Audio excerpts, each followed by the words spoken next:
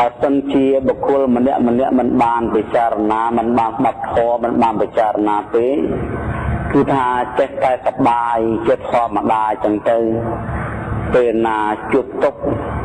ក៏កើតសេចក្តីសោកកើតនៅសេចក្តីលំបាកតឹងនៅក្នុងអរាពេលណាមិនជួបនៅទុក្ខទេក៏ចេះតែសប្បាយទៅតាមអារម្មណ៍ម្ដងម្កាលដែលជាអារម្មណ៍គ្រាន់តែជាភៀវហើយរស់នៅក្នុងកំណត់ទុក្ខឥតមានស្រាក់ស្រានហើយរកទីបំផុតគ្មានមិនមានភ័យចឹងដែលមិនបានឃើញធម៌ហ្នឹងគឺមិនមានភ័យទេរិះជនដែលមានប្រាជ្ញាពិចារណានៅហេតុហើយនឹងផលសពគ្រប់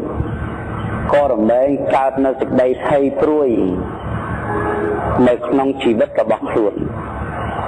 ដែលកំពុងតែជួបនៅសេចក្តីទុក្ខគ្រប់យ៉ាងនៅក្នុងលោកនេះព្រះសម្មាសម្ពុទ្ធលោកបានកំណត់ខាងដើមនិងខាងចុងនៃធម៌និងកណ្ដាលនៃធម៌